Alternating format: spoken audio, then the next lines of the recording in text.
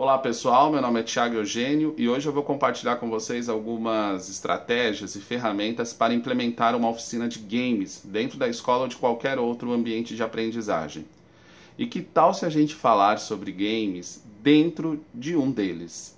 Então agora, pessoal, eu vou me teletransportar para dentro de um jogo. Segura aí que eu já volto. Pronto, pessoal.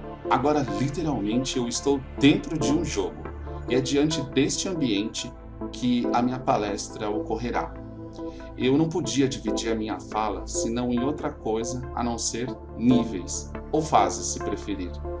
E toda fase ela vai terminar da seguinte maneira: quando o meu personagem passar por essa chavinha aqui, olha, vocês estão percebendo que a porta se abre, e quando eu entrar nessa porta, a ideia é que vocês sejam teletransportados para outros materiais, vídeos, alguns slides e outras informações para a gente discutir de maneira mais detalhada sobre essas estratégias para implementar uma oficina de games na escola.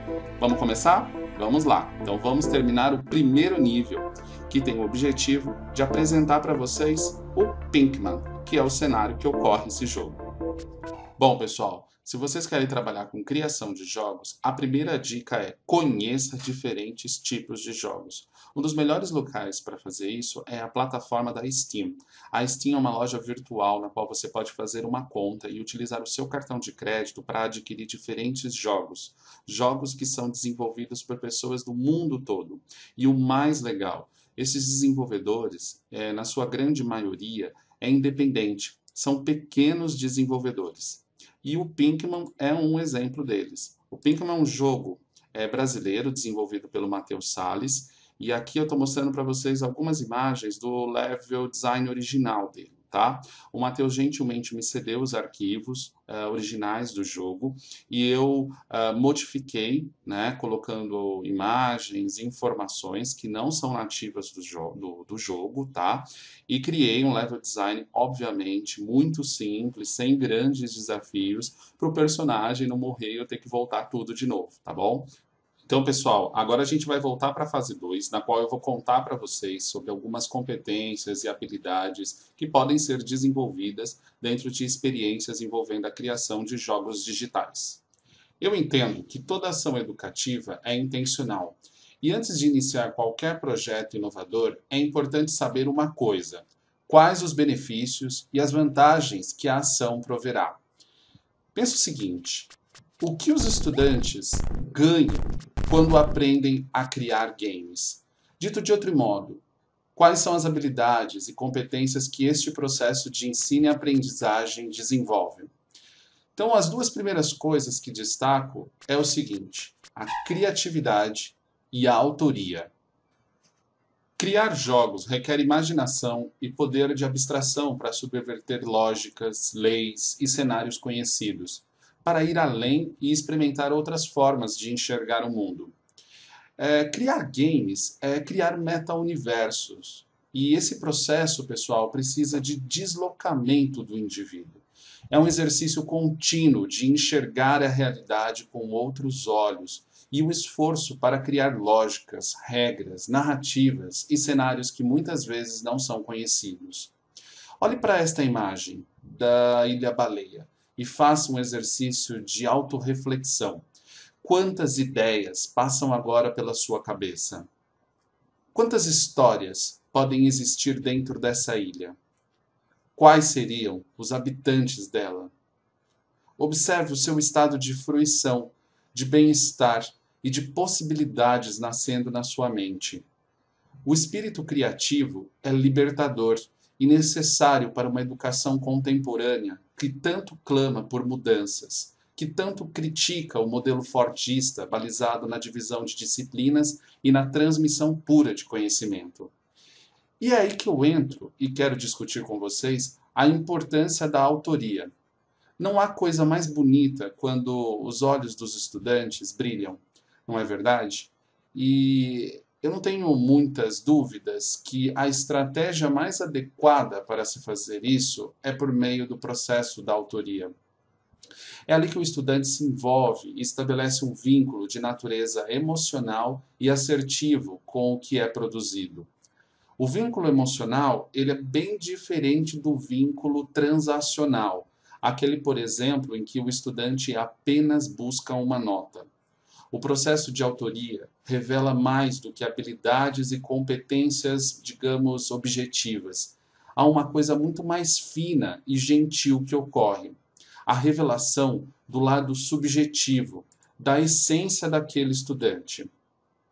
E para exemplificar o que eu quero dizer com isso e como os jogos se relacionam com o processo de autoria e de revelação do lado subjetivo, vou mostrar para vocês uma parte do documentário Indie Game disponível na Netflix.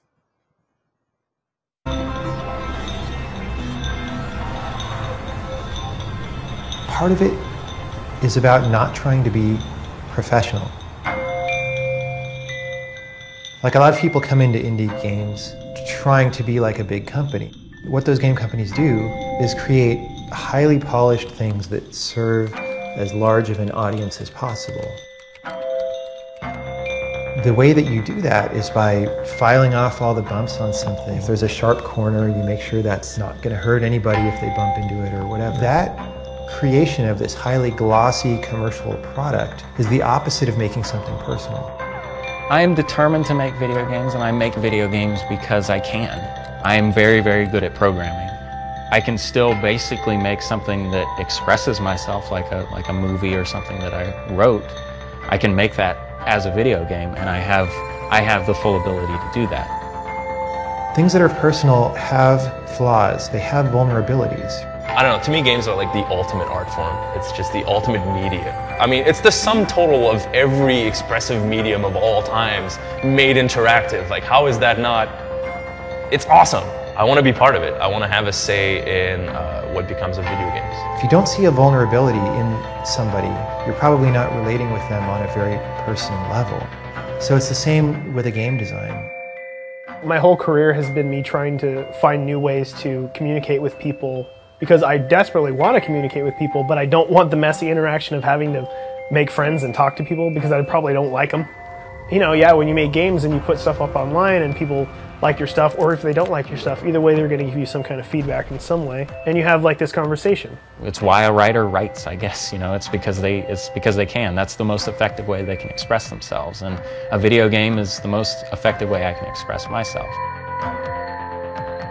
You know, making it was about, let me take my deepest flaws and vulnerabilities and put them in the game, and let's see what happens.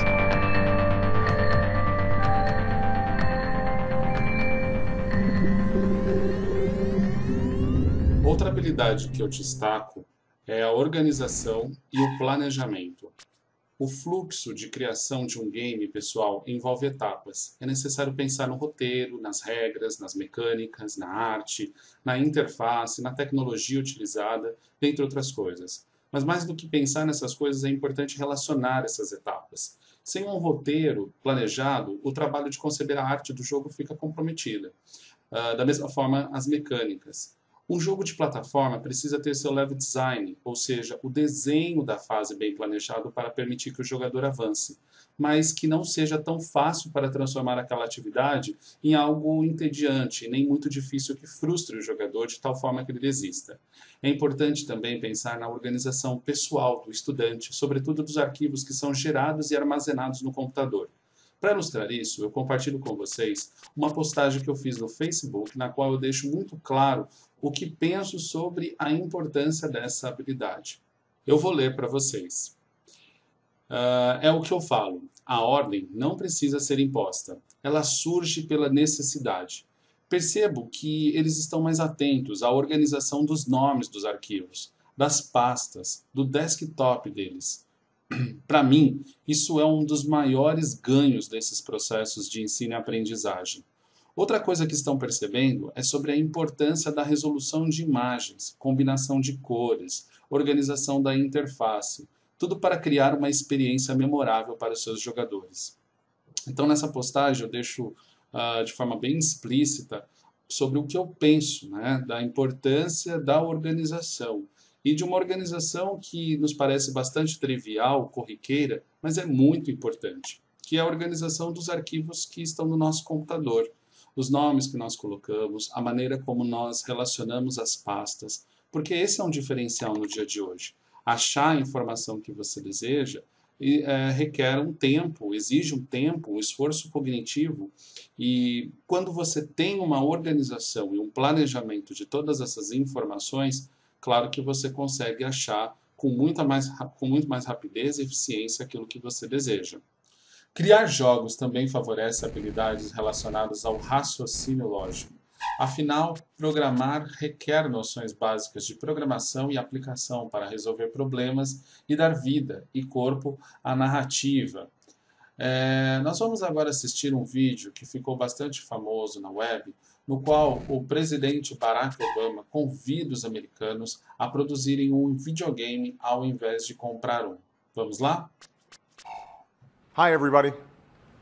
This week, I'm proud to join the students, teachers, businesses, and nonprofit organizations taking big new steps to support computer science in America's schools. Learning these skills isn't just important for your future, it's important for our country's future. If we want America to stay on the cutting edge, we need young Americans like you to master the tools and technology that will change the way we do just about everything. That's why I'm asking you to get involved. Don't just buy a new video game. Make one. Don't just download the latest app. Help design it. Don't just play on your phone. Program it. No one's born a computer scientist, but with a little hard work and some math and science, just about anyone can become one. This week is your chance to give it a shot. And don't let anyone tell you you can't. Whether you're a young man or a young woman, whether you live in a city or a rural area, computers are going to be a big part of your future. And if you're willing to work and study hard, that future is yours to shape. Thanks, everybody. Continuando, vale a pena pensar com muito carinho nesse próximo tópico, o pensamento do design. Veja nessa figura, há um ciclo que podemos começar a analisá-lo a partir da investigação. Primeiro, você deve observar, analisar o que já se tem produzido a fim de ter insights, isto é, enxergar maneiras de fazer algo diferente do que já existe. A segunda fase envolve o diagnóstico, que pode inclusive envolver uma pesquisa de campo, uma pesquisa de mercado online para ver se há produtos similares ao que você pensa em criar, por exemplo. É um processo de diálogo, de busca das informações e percepções especialmente do seu público-alvo. O terceiro momento pode ocorrer por uma tempestade de ideias, um brainstorming, no qual muitas ideias diferentes são apresentadas. Mas é importante o grupo refinar, definir caminhos, isto é, encontrar uma possível solução para o problema. A última fase de implementação envolve processos rápidos de prototipagem da solução pensada. Representações simples e rápidas devem ser montadas e, conforme ocorrem trocas de ideias entre os participantes, o processo vai sendo modificado e melhorado. Esse é o poder da iteração, pessoal. E o que mais se faz em um game é mudar level design, regras, personagens. Cada vez mais que ocorre uma interação, uma nova ideia é acolhida, ou não, claro, e o jogo passa por uma transformação. É importante aí destacar a importância da resiliência que os desenvolvedores de games devem ter.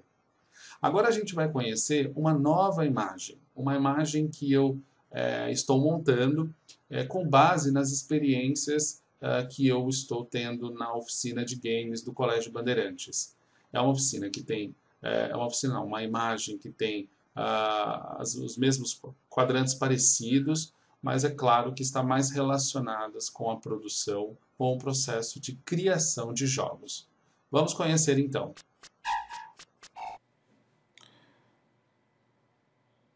No processo de criação de jogos, em minhas oficinas, eu costumo executar, na verdade, dois ciclos, que eu os chamo de analógico e digital. O início é sempre com o analógico. O contato com o material físico é extremamente importante, né, para desmistificar a ideia de que tudo é feito no computador. Não é. O game designer, que é o cara que supervisiona a produção de um jogo, o fluxo, né, da produção de um jogo, trabalha muito mais com um papel. Aliás, praticamente todo jogo nasce a partir de uma realidade analógica.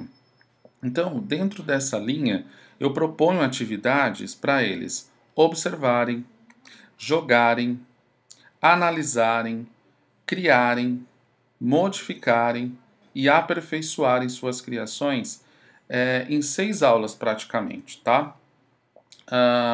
Então, segura um pouco aí que eu já explico com mais detalhes como que funciona essa trilha. Aí depois eu vou para a trilha digital, que também proporciono atividades para eles observarem produtos digitais, jogarem, analisarem. Em seguida, eu apresento para eles o conceito de storytelling e iniciamos aí o trabalho com narrativas. Depois, a arte gráfica, noções básicas de programação. Então, eles remixam, né, modificam alguns produtos já criados. Aí depois eu trabalho com eles com o level design, que é uma atividade super bacana, e o processo do fazer, de pegar todo esse repertório e montar pelo menos uma fase de jogo de plataforma. Eu deixo muito claro no início para eles que o processo de desenvolvimento de habilidades, de repertório, é voltado para a criação de um jogo de plataforma. E aí eles precisam utilizar a arte, o level design construído e todas as outras ferramentas, estratégias para criar uma experiência para outro jogador. Essa trilha, pessoal, eu realizo em média em 16 aulas. Então, olha, vamos ver agora com mais detalhes a trilha analógica, tá? Bom, então aí nós temos todos os itens que eu já comentei com vocês, né? E vamos lá. Primeiro, eu separo uma aula para executar 3 ações, as primeiras 3 ações, que é o observar, o jogar e o analisar. Eu não tenho um desafio propriamente dito aqui.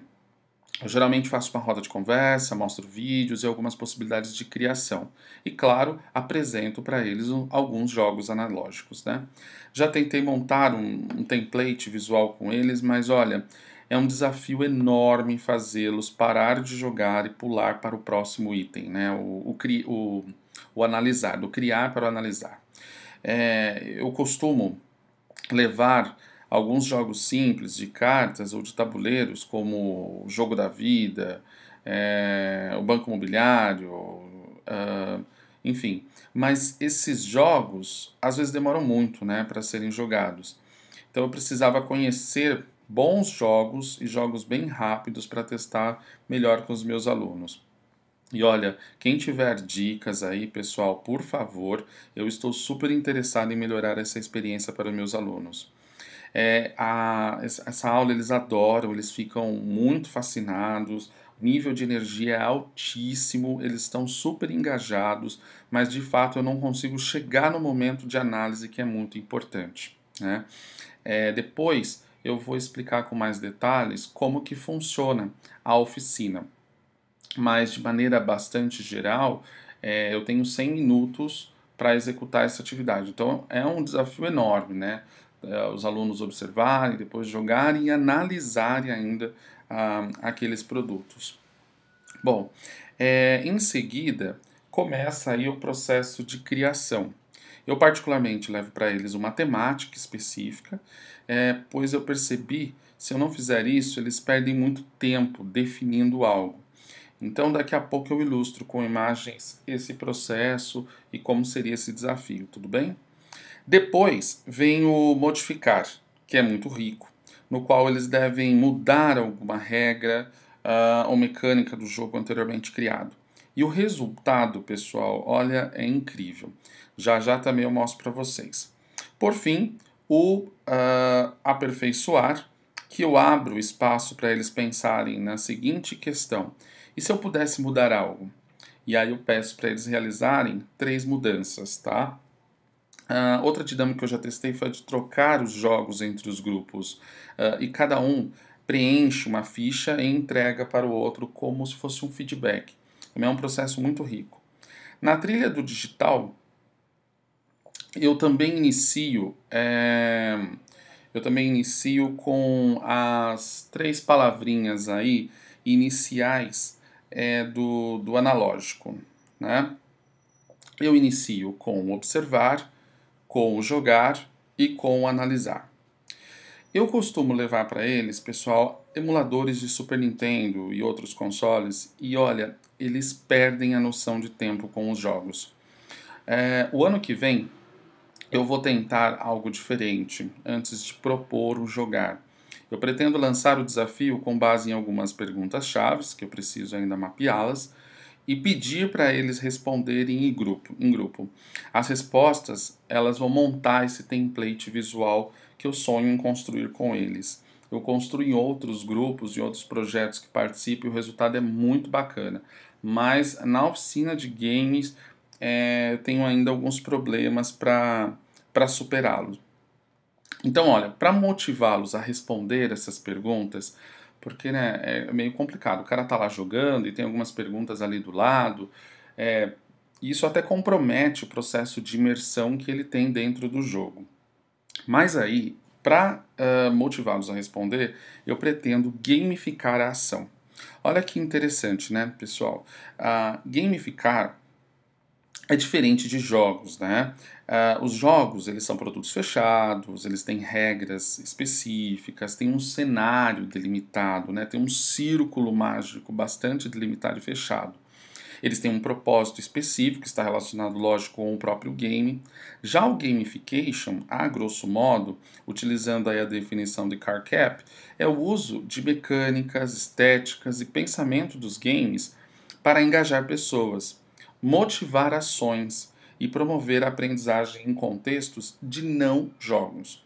Eu, como professor, preciso, entre aspas aí, pessoal, vencer os jogos. Então, por isso, eu vou testar essa estratégia para eu chegar onde eu quero, que é fazê-los refletir sobre a ação que eles estão tendo no jogo. Eu costumo trabalhar com gamificação, mas em outros contextos, até mesmo no contexto mais estendido, mas o ano que vem eu pretendo utilizar de uma maneira bastante específica e ver se eu consigo resolver esse meu problema. Vamos lá. Em seguida, eu dou o modo de Storytelling, que daqui a pouco também conto mais detalhes, né, como que eu utilizo isso. Depois de criar uma estrutura narrativa, os personagens e o cenário precisam ser ilustrados. Nós começamos aí o módulo de arte gráfica, que os alunos gostam bastante, especialmente os desafios. Eu trabalho com eles com 10 desafios diferentes, esses desafios são rápidos e o nível de engajamento que eles demonstram é impressionante, tá? Depois vem a parte de programação, na qual eu trabalho com desafios automatizados dentro de uma plataforma do Code.org. Depois eu trabalho com eles um conceito extremamente importante da cultura pop, que é o remixar. Então eles escolhem, né, jogos prontos e modificam alguma interação, um personagem, colocam uma imagem diferente, inclusive a imagem que ele criou lá no módulo de arte gráfica, e começa a transformar aquele jogo, né, em uma outra experiência. Depois a gente trabalha o Level Design, que eu utilizo uma ferramenta que faz uma conversa bem interessante entre o analógico e o digital. E por fim, o processo de fazer, que é da construção do jogo propriamente dito. Deixa eu perguntar uma coisa. Você lembra que fase nós estamos? Olha, pessoal, a gente está na fase 3 e neste momento eu vou falar para vocês sobre como funciona a oficina do Colégio Bandeirantes. Os encontros eles são semanais e duram cerca de 100 minutos. A turma ela é composta em média por 20 alunos. O período de maiores faltas é o que antecede as provas bimestrais, chegando aí a 30%, até as duas semanas antes do período de avaliação, que dura 2 semanas. Nesse período, as aulas dos projetos elas não ocorrem. O aluno fica totalmente focado nas avaliações. E também é um momento muito bacana para a gente planejar, né, a gente organizar o bimestre seguinte, tá? Sobre a infraestrutura, nas oficinas eu preciso basicamente de um projetor multimídia, acesso à internet, celulares e notebook para os alunos trabalharem. Olha, aqui eu gostaria de compartilhar com vocês algumas notas que saíram recentemente na imprensa. Então, aí nós temos uma reportagem da Veja São Paulo mostrando como o processo de criação de jogos é inovador e importante para tangibilizar diversos aprendizados, relacionar áreas diferentes do conhecimento e potencializar as habilidades chamadas essenciais para o século XXI, que são, na verdade, cooperação, criatividade, planejamento, raciocínio lógico, tomada de decisão, resolução de problemas e persistência. Aqui do outro lado, nós temos uma outra chamada da Folha de São Paulo, que destacou mais uma vez a importância de espaços de criação e desenvolvimento de games na escola. O formato da oficina, pessoal, que eu realizo no Band hoje, é recente. Hoje ela se chama Game Studio, mas a ideia de trabalhar com os games no colégio data de 2012, quando a professora Cristiana e a professora Eva Turim começaram um trabalho com o Minecraft. Então vamos agora, deixa eu passar aqui, vamos agora assistir um vídeo do G1 que conta um pouco mais sobre essa versão, essa primeira versão sobre o trabalho de games que o colégio realizou. Vamos lá. Sabe que ensinar um desafio e tanto, principalmente nessa era da tecnologia, né? Com computador, tablet, celular, toda essa interatividade que os jovens adoram. Para discutir novos métodos de ensino, educadores do mundo todo estão reunidos aqui em São Paulo no encontro Transformar. Alguns colégios já têm boas experiências com jogos, né? Na sala de aula. Até parece que eles estão só se divertindo no videogame. Mas os alunos deste colégio particular na Vila Mariana estão estudando de um jeito novo. A turma cria jogos interativos com o que aprendeu nas aulas de ciências e de história. É uma coisa mais divertida de se fazer.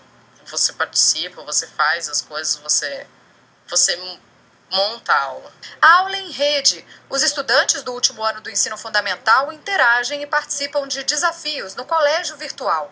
Para eles, é bem mais interessante aprender assim. A gente está acostumado a só ouvir as pessoas falando e fazer a nossa imagem. Só que dessa vez a gente pegou muita informação e a coisa realmente foi que nem ela era. Então, a gente conseguiu ver as coisas. E a ideia do professor é justamente essa: ensinar na língua deles. A ideia é que eles possam desenvolver as habilidades que a gente chama que são essenciais do século XXI, que é a criatividade, a tomada de decisão, a antecipação, a perseverança e o trabalho em equipe. E o que não faltam são ideias inovadoras para mudar o ensino nas escolas. Algumas delas estão sendo apresentadas hoje no Transformar 2014.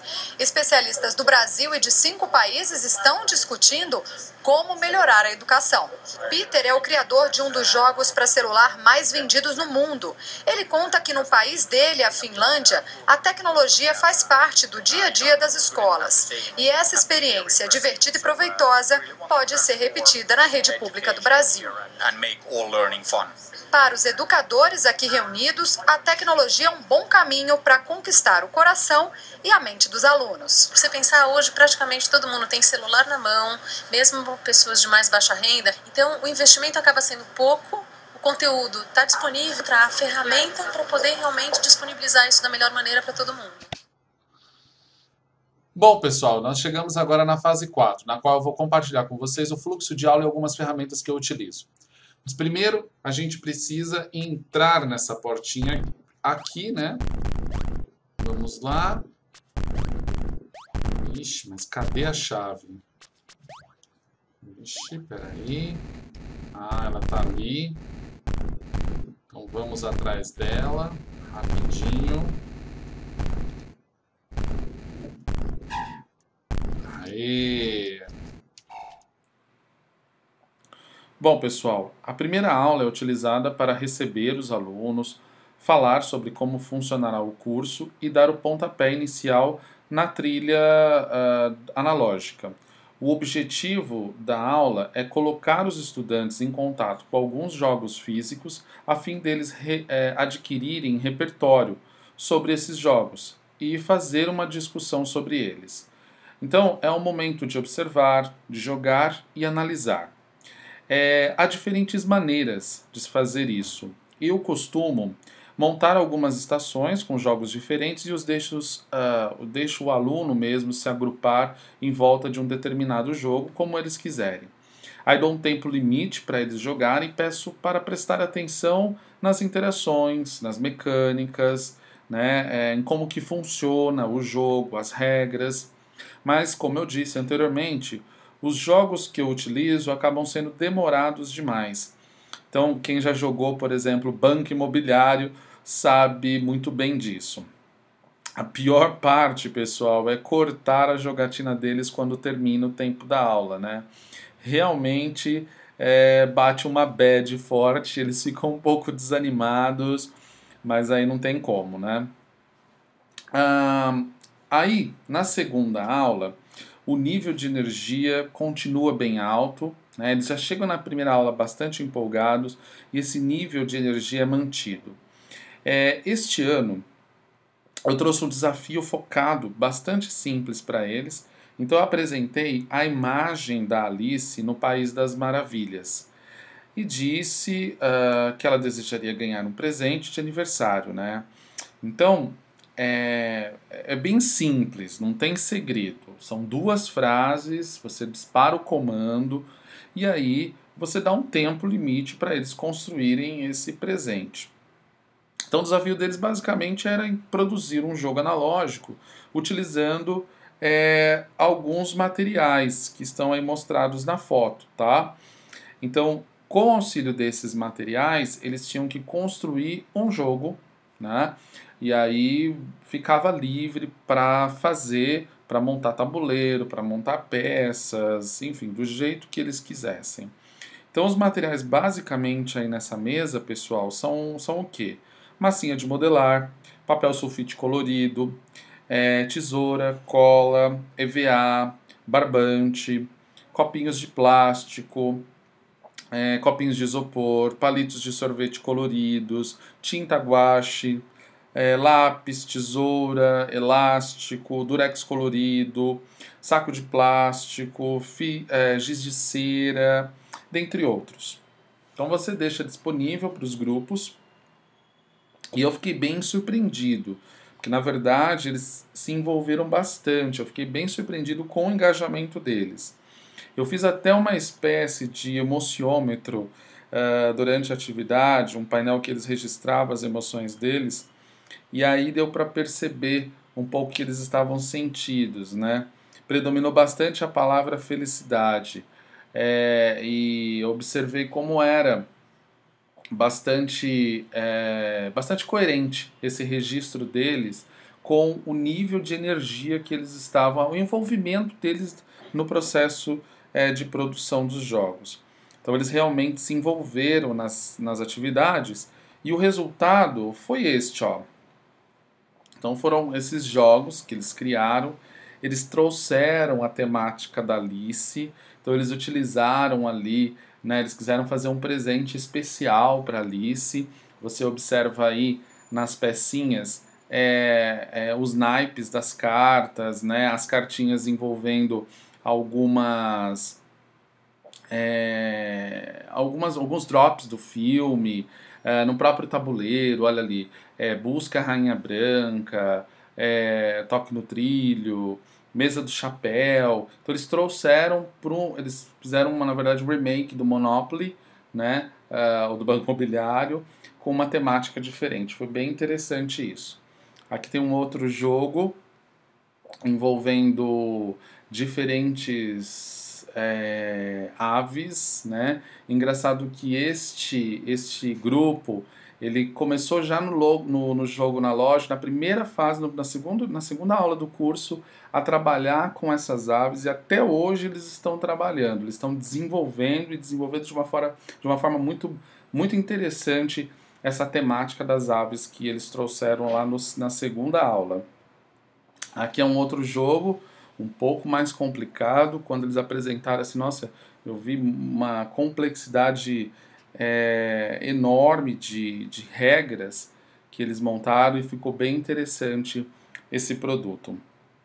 Agora, pessoal, vou compartilhar com vocês um rápido momento deles apresentando um desses trabalhos, tá bom? Vamos lá? Que defende a base enquanto você está fora. Quando você ataca o seu gigante, ele vai até aqui. Foco. Aí ele tem que primeiro derrotar um dos sentinelas para continuar avançando até a base. Enquanto isso, o corredor vai atrás dele, enquanto ele vai tirando os dados para tentar multiplicar os seus passos, e vai tentar chegar até outra base, derrotar os inimigos da outra base, levar a bandeira de volta para o seu time. Cada gigante e corredor tem seus pontos de vida. Todos os gigantes têm um ataque de 6 e um HP de 10. Todos os corredores têm um HP de 7. Que eles não têm nenhum ataque, por isso que eles não podem batalhar e tem sempre que ser cobridos pelos gigantes. E o monstro é o que fica defendendo a base, tem um ataque de 7 e um HP de 7. Algo que ele consiga suportar durante alguns rounds enquanto seus amigos voltam para tentar recuperar a bandeira. Então, pessoal, depois que eles apresentam seus trabalhos, eles têm um outro desafio que é modificar, né, o projeto deles, alterando uma regra, alguma mecânica, e tem um processo de aperfeiçoar, que geralmente é quando eles implementam os feedbacks que são dados por outros grupos e também por mim. Eu vou passar essa parte, vou direto já para o outro ciclo, que é o digital, e como vocês devem lembrar, no digital nós temos também o observar, o jogar e o analisar, tá? Mas por uma questão de tempo, eu vou já direto comentar, explicar sobre o módulo de storytelling, tudo bem? No módulo de storytelling, eu falo sobre a jornada do herói. E aí peço para eles pensarem em um enredo de jogo, em uma história com personagens, cenário, enfim. Essa história, então, deve ser representada, pessoal. Tananana, Snapchat. Eu sei que essa ferramenta ela não é tão querida assim pelos professores, mas olha, graças a Leila Ribeiro, professora de Brasília, que ministra aula na pós-graduação em games que coordeno, gente, eu aprendi que o Snapchat é um grande potencial dentro da educação. Esse aplicativo faz muita coisa. Eu aprendi com ela que é possível contar histórias de maneira muito criativa com o Snapchat. Pessoal, para quem não conhece o Snapchat, ele é um aplicativo de tirar fotos, gravar vídeos e compartilhar de maneira pública ou com pessoas específicas. Vocês estão vendo aí a foto do Mário, eu estou adicionando um adesivo, um sticker, e ele oferece uma gama enorme desses adesivos que você encontra também no seu WhatsApp, que você encontra também no Facebook. E é legal que você pode criar composições com as suas imagens, né? Então vocês estão vendo que eu estou adicionando aí uma coroa, dá para aumentar, diminuir, posicionar corretamente no lugar que você desejar. Então, o potencial criativo dessa ferramenta é enorme, né? O aluno tira foto de alguma coisa e depois ele vai adicionando outros adesivos e criando uma nova composição. É possível também colocar texto, então você pode inserir uma legenda. Então, para contar histórias é uma ferramenta super legal, porque o aluno pode contar ali o que significa aquela cena, elaborar um pequeno diálogo, né? Colocar um narrador, enfim, as possibilidades realmente são infinitas. Além disso, o Snapchat oferece uma série de filtros, uma série de imagens e possibilidades, dependendo da localização em que você encontra, você pode localizar filtros diferentes, filtros específicos para determinado lugar, e é um aplicativo gratuito que você baixa na internet, você pode fazer uma conta, e aí você também pode seguir as outras pessoas, as pessoas compartilham uma série de coisas sobre o seu dia, tem muitas pessoas que compartilham sobre viagens, sobre alguma coisa que esteja fazendo de interessante ou não também, aí vai depender de quem você segue. Mas para criar composições de história, artísticas, é uma ferramenta bem interessante que trouxe um resultado muito legal para mim. E eu vou compartilhar com vocês agora o resultado de um trabalho, tudo bem?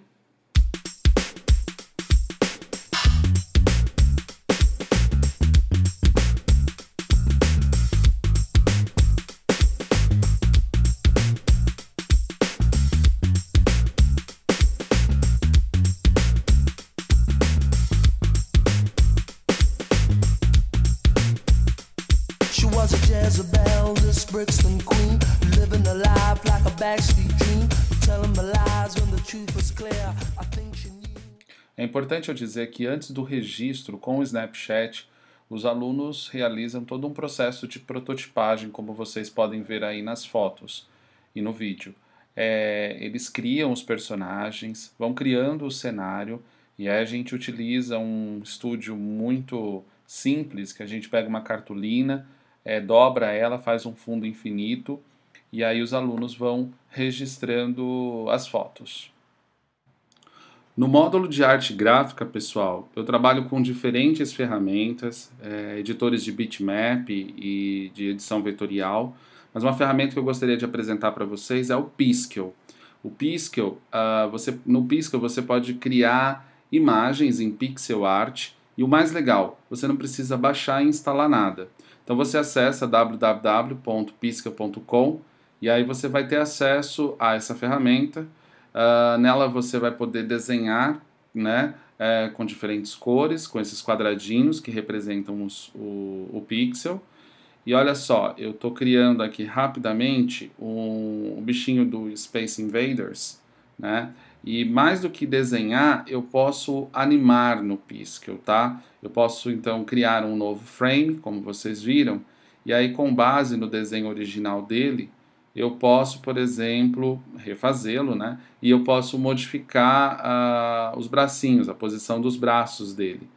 E aí, olha, na parte direita superior, eu observo então que ele já tem uma animação, tá? Aí depois eu posso fazer o quê? Eu posso exportar essas imagens, posso exportar no formato PNG, né, que tem o fundo transparente, ou então em GIF, né, aquelas animações que você pode inclusive compartilhar no Facebook. Então é uma maneira bem rápida e prática para o estudante criar imagens e depois colocar num Scratch ou numa outra ferramenta, num motor específico de jogo. Aí, pessoal, vocês estão vendo os meus alunos criando os diferentes sprites. É o grupo que está trabalhando com as aves, né? Eles estão montando um jogo de gansos e patos, e o resultado tem sido bastante interessante. Pessoal, então para resgatar a trilha de criação digital, falta ainda eu falar para vocês um pouco sobre o item de programar, remixar, level design e o próprio fazer, tá? Por uma questão de tempo, eu vou sintetizar o máximo possível, oferecendo os caminhos, e eu vou contar com a curiosidade de vocês, o interesse de vocês para buscar informações na internet, tutoriais, para ganhar mais repertório, mais conhecimento sobre essas diferentes ferramentas, tudo bem? Então vamos lá agora para a parte do programar. No programar, eu gosto de trabalhar com desafios automatizados, e para isso eu utilizo a plataforma do Code.org. Mas antes disso, antes de entrar na plataforma, eu gosto muito de trabalhar com eles as noções analógicas de programação mesmo, sabe? Então eu costumo levar um tabuleiro, como vocês podem ver aí na imagem. Esse tabuleiro ele tem uma temática de Plants vs Zumbis, e aí eu peço para eles criarem sequências, né, de movimentos, bem baseado na linguagem na linguagem logo do Papert, e aí com os post-its eles vão criando linhas de códigos, e aí eu vou dando desafios para eles para criarem linhas cada vez menores, com o menor número de comandos, né, de passos possíveis. E nessa brincadeira, nesse momento, eu consigo apresentar para eles conceitos muito importantes de programação, como repeat, with, else, né? Esses comandos básicos que são fundamentais para você entender a lógica da programação. Pessoal, na plataforma Code.org você pode criar salas de aulas virtuais e adicionar os alunos de maneira muito simples e muito rápida. O mais legal é que você pode, acompanhar todo o progresso dos alunos nos desafios e de uma maneira muito visual, muito didática. Você consegue ver então aqueles que estão mais atrasados, aqueles que estão mais adiantados e com isso gerenciar os alunos, né? Aqueles que estão mais adiantados você pode solicitar para ajudar aqueles que estão mais atrasados. Você pode, inclusive, dentro dos diferentes desafios que a plataforma propõe, você pode ver o que eles fizeram, como eles montaram isso, como eles resolveram esse desafio. Você pode acompanhar também os outros alunos que também conseguiram resolver este desafio. Você pode fazer um matching entre o que ele fez e a solução de fato do exercício, a solução correta, executar aqui a animação, né? Então, essa plataforma, ela é muito legal e ela oferece uma série de possibilidades pro professor trabalhar aí os conceitos básicos de programação com os alunos. Ele vai mostrando diferentes vídeos e nesses vídeos diferentes personalidades. Peraí, deixa eu baixar aqui um pouquinho o volume. Nesses vídeos, diferentes personalidades vão contando sobre a programação de blocos, né? Que, na verdade, o Code.org trabalha numa linguagem de programação de blocos que é bastante similar à utilizada no Scratch, né? Então, eu recomendo fortemente que vocês aí descubram, né? Usem essa plataforma, se cadastrem e vejam as inúmeras possibilidades de trabalho. Então, por isso que eu falo para vocês que nessa parte eu trabalho com desafios automatizados.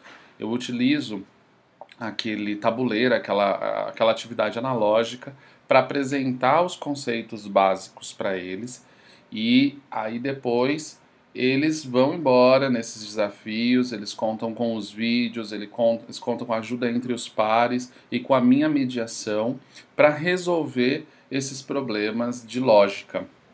Então eles vão aprender as diferentes funções, eles vão aprender a questão do repeat, aí as possibilidades relacionadas à matemática, as variáveis, que é muito importante, a ideia do contador, as ações, né?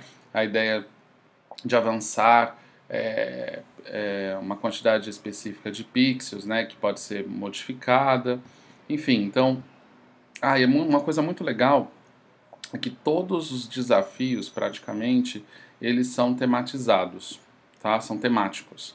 Então você tem a temática do Flappy Bird, você tem a temática do Plants vs Zombies, você tem aqui, por exemplo, o desafio do agricultor, ó.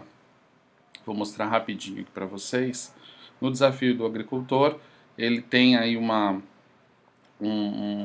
outro cenário e você vai tendo que montar, né? Vai adicionando blocos, vai encaixando esses blocos. Olha, eu estou encaixando aqui de forma muito aleatória, tá bom? E aí eu dou um executar e ele faz aí a ação conforme o seu, olha lá, conforme o seu código, a sua linha de código. No caso aí, olha, ele fala, continue programando, algo ainda não está correto, tente novamente, aí o aluno ele pode remover os blocos, adicionar outros. Então é o processo aí de raciocínio lógico, de resolução de problemas, de persistência, porque muitos desafios o cara não consegue resolver de primeira, né? Então a plataforma ela trabalha de forma automatizada e permite que o aluno desenvolva, trabalhe essas competências. Em seguida, pessoal, eu apresento o Scratch para eles. E aí, com o repertório que eles adquiriram no Code.org, eles rapidamente conseguem trabalhar dentro dessa plataforma. E no Scratch eu trabalho com eles o conceito de remixagem. Então eu peço para eles escolherem algum jogo já pronto, eles analisam o código interno desse jogo e aí eles têm que realizar algumas mudanças, tanto na parte interna, né, do código, quanto também nos elementos visuais. Então eu peço, por exemplo, para eles introduzirem as imagens que eles criaram lá no Piskel, né, para eles trazerem essas imagens para esses jogos. Então eles acabam fazendo uma remixagem de fato, uma ressignificação, uma transformação de algo que já está pronto. Pessoal, eu prometo que está acabando, mas eu não posso finalizar essa palestra sem apresentar para vocês esta ferramenta aqui. Essa ferramenta é muito legal, eu trabalho com os alunos na parte de level design e é um aplicativo que você encontra na Apple Store ou na Play Store chamado Desenhe Seu Jogo. Ele é um aplicativo que apresenta algumas possibilidades gratuitas, mas o melhor mesmo é quando você paga o aplicativo e tem direito a criar uma série de níveis, né, utilizando canetinhas. Então é um aplicativo muito interessante para você fazer uma interação entre o analógico e o digital. Então eu vou apresentar para vocês um vídeo agora que vai deixar bem claro como que ele funciona, tá bom? Vamos aqui entrar na portinha. O processo, na verdade, é bastante simples. Eles utilizam canetinhas da cor azul, vermelha, preta e verde. E aí, num papel quadriculado, eles desenham o level design, como vocês podem ver aí na imagem. Com o aplicativo instalado, que pode ser no tablet ou no celular, eles fotografam essa folha e aí automaticamente isso vira um jogo de plataforma. O aplicativo insere um personagem, os controles, e aí o aluno pode rapidamente testar aquele level design. Então eu trabalho muito isso com eles para fazer estimativas matemáticas, por exemplo, eles entenderem o tamanho da fase, quantos pixels tem a fase dele. Né? Aí eu peço para eles, por exemplo, levar em consideração que cada quadradinho tem em torno de 32 pixels, 64, vai depender, é claro, da resolução do jogo que ele vai querer criar. Mas é uma maneira bem interessante de relacionar grandezas matemáticas, né, princípios básicos da matemática, com a produção de um level design, de um nível. E também é muito legal para eles tomarem ciência se aquilo que eles estão criando é possível do jogador avançar. É muito comum os alunos criarem, num primeiro momento, fases que são praticamente impossíveis de serem completadas. Então eles vão ganhando esse repertório, esse conhecimento e vão desenvolvendo uma empatia, né, pelo jogador, pelo usuário, na medida em que eles vão testando as suas próprias criações e entendendo que aquilo que eles estão criando não é viável, está muito difícil, tem muitos obstáculos, tem muitos inimigos, né? Então é um exercício bem interessante e que eles gostam bastante. E agora, finalmente, chegamos na nossa última fase dessa apresentação, na qual eu compartilho com vocês alguns motores de jogos, que na verdade são também conhecidos como engines. O jogo nasce dentro desses softwares que não são difíceis de mexer, basta um pouco de paciência e perseverança.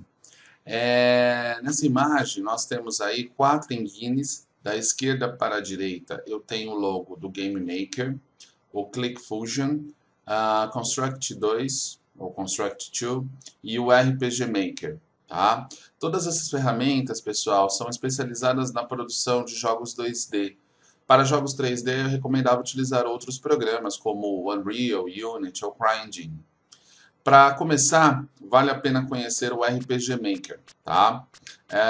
Eu gosto bastante do Construct, mas tenho alguns problemas na hora de exportar o jogo, especialmente para celular. O Game Maker é bem interessante. Sua maior vantagem é ter um exportador nativo, que facilita bastante gerar aplicativos. A Fusion eu conheço um pouco também, seu ambiente de produção é bastante intuitivo, tá? Vale a pena conhecer. Em todos esses programas é possível utilizar as imagens feitas no Piskel, por exemplo. A programação dos objetos é feito por meio de blocos, seguindo praticamente a mesma linha de raciocínio do Scratch e dos exercícios do Code.org. Por isso eu gosto de trabalhar com esses programas, justamente para relacionar uma coisa com a outra e valorizar o conhecimento adquirido anteriormente em uma outra plataforma. Vocês estão vendo aí um exemplo de jogo que está sendo criado pelos meus alunos. Observe que todas as imagens foram feitas por eles mesmos no Piskel. E uma referência brasileira importante nessa área é o trabalho do professor de História Barão de Pirapora. Ele com seus alunos cria, utilizando o Game Maker, jogos autorais interessantíssimos a partir de cenários e personagens criados à mão pelos próprios alunos, como vocês podem ver nessas imagens, tá?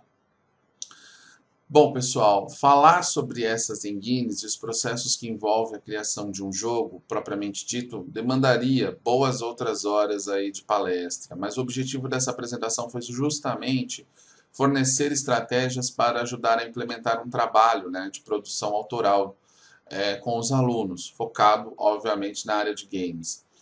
E eu espero que eu tenha conseguido, que eu tenha atingido esses objetivos. E para fechar, pessoal, eu gostaria de entrar nessa porta aqui e apresentar para vocês o meu último lançamento de jogo, que está disponível na Play Store. Eu prometo que essa é a última coisa, tá bom? Então vamos lá? Bom, pessoal, esse é o Emoji Game, que é um jogo de letramento emocional para crianças de 4 a 8 anos. O objetivo dele é reconhecer e identificar as emoções primárias, raiva, medo, tristeza, nojo e alegria. E os estímulos presentes, como vocês já podem notar, são os famosos emoticons, os mesmos utilizados no Facebook e no WhatsApp.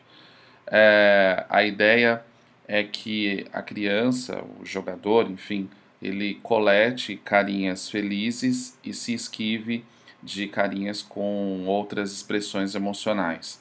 Cada fase vai trazendo novos elementos, as emoções elas vão ganhando também uma semântica dentro do jogo. E esse jogo também é indicado para profissionais e pais que lidam com crianças com um transtorno do espectro autista, por exemplo. O jogo está disponível na Play Store, pessoal, é só digitar Emoji Game e Educação, que aí você vai conseguir encontrá-lo. E aí você pode fazer o download para jogar as 12 fases iniciais. Então, pessoal, era isso. Eu espero que vocês tenham gostado e curtido bastante essa palestra. Os meus contatos estão na tela. Qualquer dúvida pode me escrever. Eu agradeço aos organizadores do evento e mais uma vez ao Matheus Salles, que me cedeu gentilmente os arquivos originais do Pinkman. Muito obrigado e até uma próxima.